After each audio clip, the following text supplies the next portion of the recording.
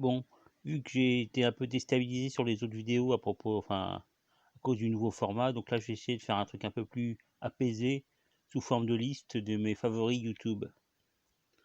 Favoris YouTube sur ma tablette Android, via notamment l'application NewPipe, une application open source qui est très pratique parce que notamment, bon, elle enlève les pubs et puis elle permet de télécharger très facilement les vidéos qu'on veut, sous format vidéo ou sous format audio. Donc voilà, je commence la liste. Donc première chaîne, balade mentale. Alors c'était une chaîne qui maintenant est finie et qui faisait des trucs scientifiques. C'était un peu new age, c'était bizarre, mais bon, c'était vraiment des bonnes vidéos. Mais apparemment, il est arrivé au bout de son truc et il va faire une autre chaîne. Ensuite, la chaîne de Ben Eater, un Américain, qui a créé un processeur à partir de LED et de microcontrôleurs, enfin, c'est des trucs un peu techniques. Mais moi, j'adore personnellement ce genre d'informatique là. Et ce qui est bizarre, c'est que je comprends tout, quoi.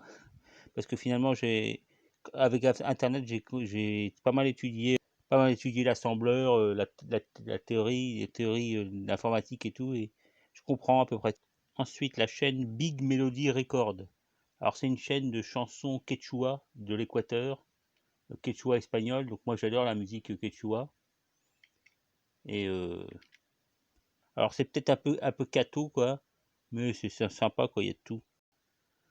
Notamment par rapport à Spotify qui a pas tellement de trucs, quechua et tout. Là, il y a les nouveautés, quoi. Ensuite, la chaîne Ça se passe là-haut. Alors ça, c'est une chaîne, c'est une chaîne sur la science, l'astronomie, qui est quand même assez sidérante. Le mec, il fait des articles en quasi direct quand ils paraissent. Visiblement, il s'y connaît. Enfin, un astronome, hein.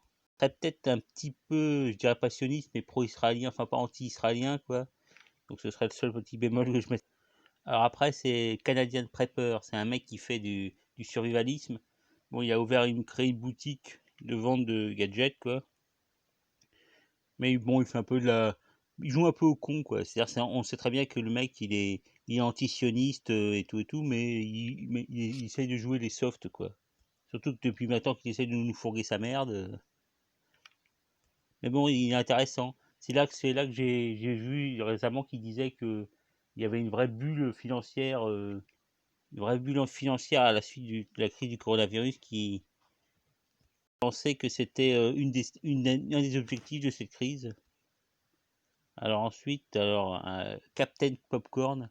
Alors lui, c'est vraiment le gars de gauche, un peu concon, quoi, mais qui parle de la culture pop américaine, quoi, les films de merde, les séries des pourris, genre science-fiction et tout. Et alors, il y a rien à dire, mais bon, c'est vrai que des fois, il dit des trucs intelligents, mais grosso modo, c'est quand même assez con, quoi. Bon, ensuite, Cody Co. Alors lui, c'est un mec, un américain de Californie.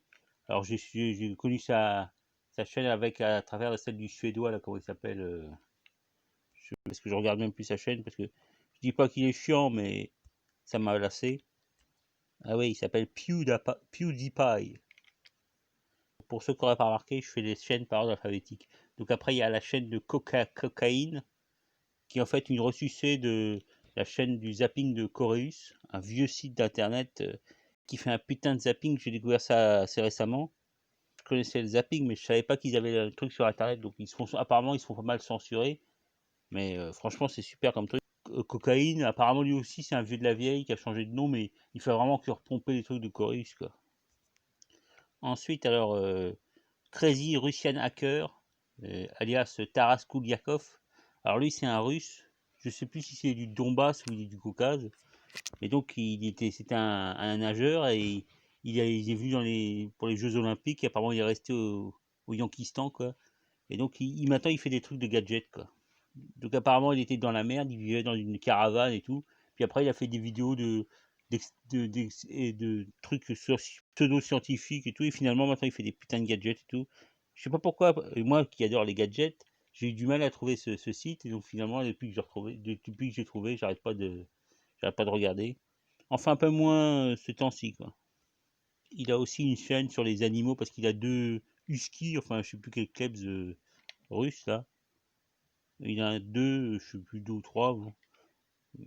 Et puis il fait des abeilles, enfin un truc comme ça quoi. Donc après la chaîne Diodo Uncensored. Alors lui c'est le mec qui passe les vidéos que tournait Diodo, ces vidéos du soir là.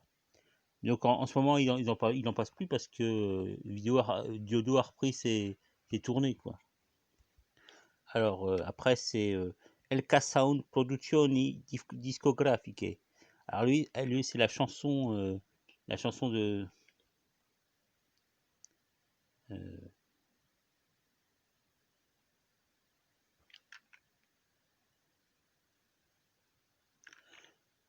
ce type un peu des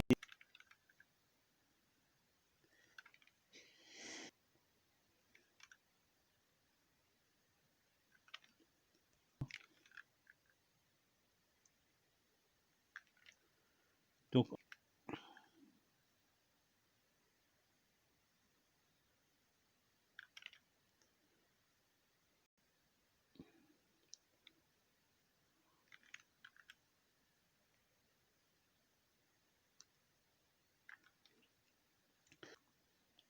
mais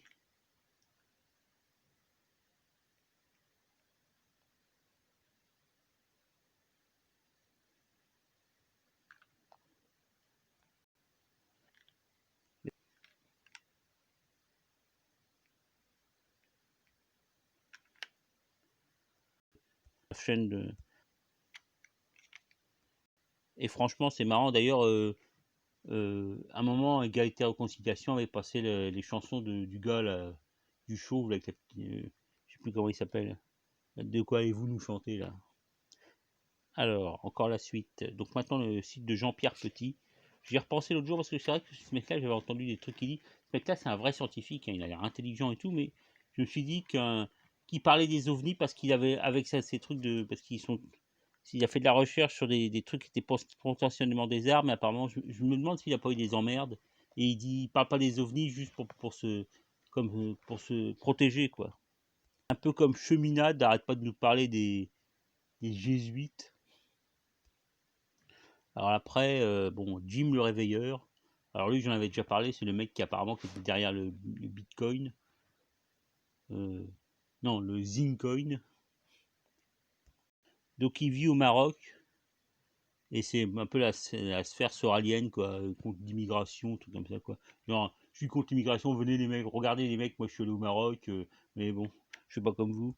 Ensuite, la chaîne de Khaled Frick. Alors lui, ah, c'est marrant lui. Il fait des remixes de vidéos de petites phrases politiques et tout, ou de trucs non politiques, mais il y en a qui sont hilarants, quoi. Le truc qui m'a fait éclater de rire, c'était le truc Muslim Dance, là, avec des soufis du Caucase. Puis il y en a des tas il faut vraiment aller sur cette chaîne parce qu'il y a des tas de trucs marrants, quoi.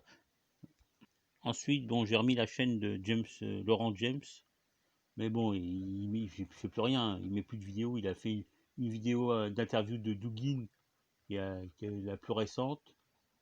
Et même sur son site Parousia et tout, il publie plus beaucoup de trucs, hein. Et donc je l'ai mis quand même pour l'histoire. Après, alors la chaîne officielle Si ou CA Musica. Alors ça c'est de la chanson napolitaine.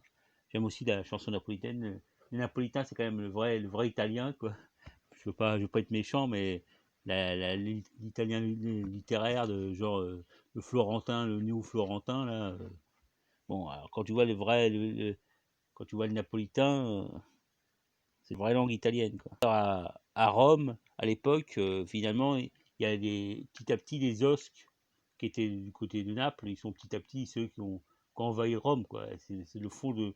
D'ailleurs, le romain, c'est un dialecte quand même assez proche, qui est intermédiaire, quoi, qui est assez proche du napolitain, du campanien. Alors, il faut parler de la reine de Naples, alias Nancy Coppola. Alors, elle a la classe aussi. C'est comme Teresa Merante. Enfin, je préfère Teresa Merante, mais Nancy Coppola, c'est la classe.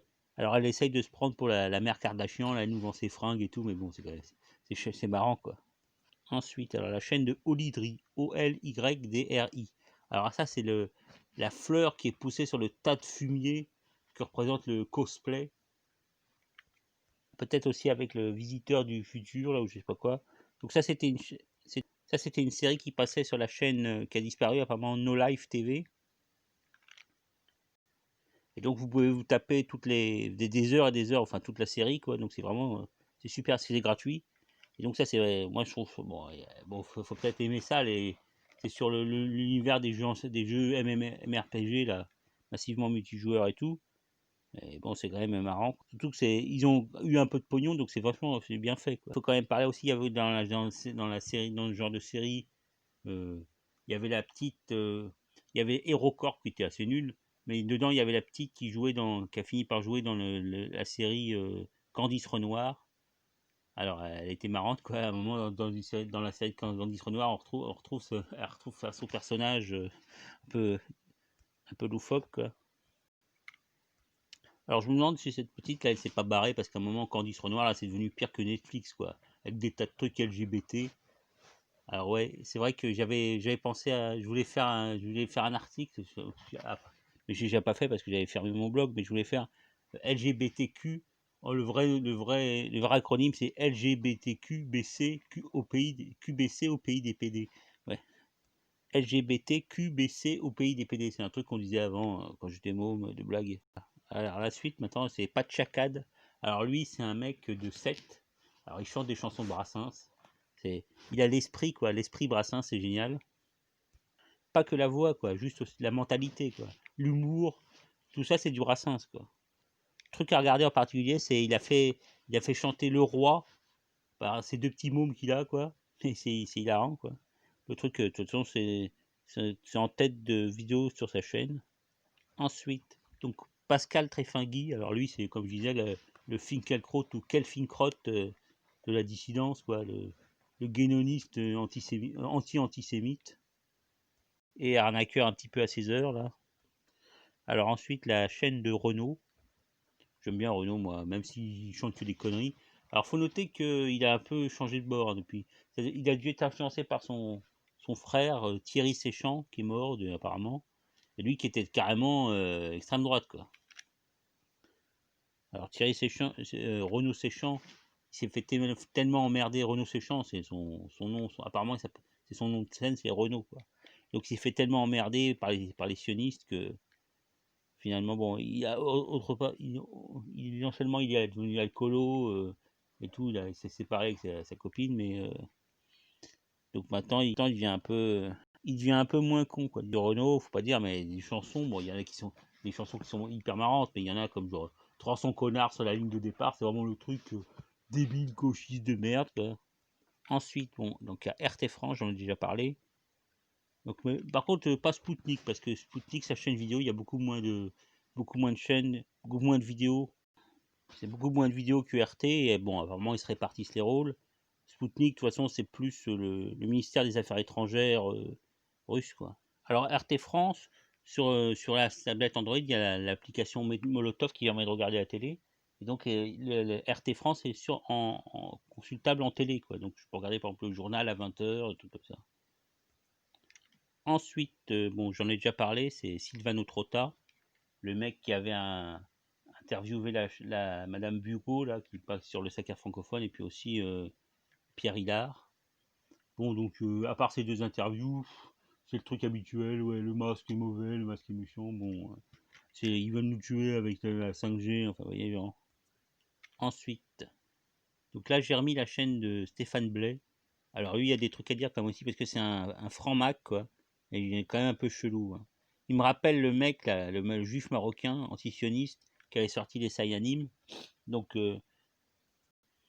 alors c'est vrai qu'il habite en Turquie et tout. Donc, d'ailleurs, il était hyper pro coronavirus, quoi, un peu comme Stratégica 51. Par contre, je sais pas s'il a changé, il a retourné ce kazakh comme on fait d'autres, quoi. Même Trotta, il a fait ça. Alors ensuite, donc j'ai remis aussi la chaîne de l'UFC, truc américain de MMA là.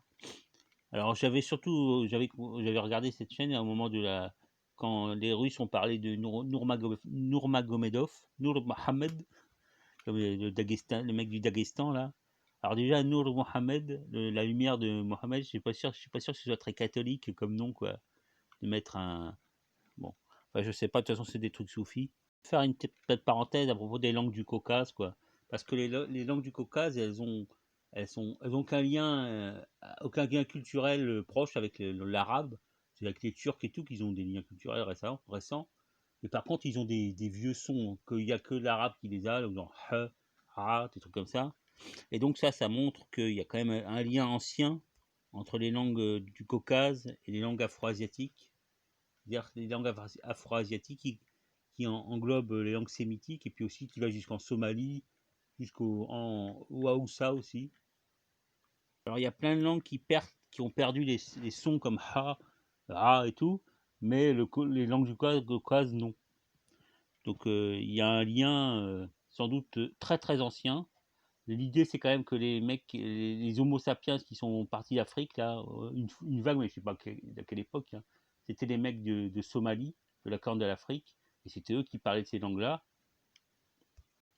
On peut aussi parler quand même de l'indo-européen, qui paraît quand même un petit peu du petit nègre par rapport à la langue du Caucase, parce que le Caucase, ils ont des sons, on a des restes, des reliquats de sons comme ça dans les langues indo-européennes, mais par contre, c'est du petit nègre. Par exemple, le hittite, il faut quand même dire que dans le hittite, il y avait un son genre un truc comme ça, qui a complètement disparu dans les langues post-hittites, mais qui montre que l'ancêtre de l'indo-européen, c'était quand même une autre chose que le petit nègre le créole que parlent les mecs d'Europe ou de... Bon, ensuite, donc là, il y a le site, voilà, ça c'est mon côté geek, World of Long Plays. Alors ça, les long plays, j'ai découvert au moment parce que j'étais sur Orange, Orange avait débridé le streaming sur Internet, donc à un moment, au moment où ils ont débridé le truc, non seulement j'ai regardé des films en streaming, genre comme voir film, et puis aussi les trucs YouTube, quoi. Et donc là, j'ai découvert World of Long Plays, qui, donc c'est des mecs qui jouent des jeux vidéo anciens, enfin de toutes les époques. Et là, j'ai découvert tous les trucs que j'avais loupés auxquels j'avais joué. Parce qu'au début il y a au début des années 2000, je faisais beaucoup de trucs de rétro gaming et tout. J'avais des tas de jeux des ROM, trucs comme ça. Enfin bref, voilà. Donc c'est là, je crois que ma liste est finie. Finalement, je suis pas mal débrouillé en faisant une liste comme ça. Et puis une liste, c'est pratique pour couper les blancs. Donc là, 17 minutes. Ok, bah, Catlef a peut-être pas toujours tort. Des fois, il se gourre pas, quoi, même quand il fait une liste. Donc 18 minutes, voilà les gars. Bon allez, salut les mecs, à bientôt.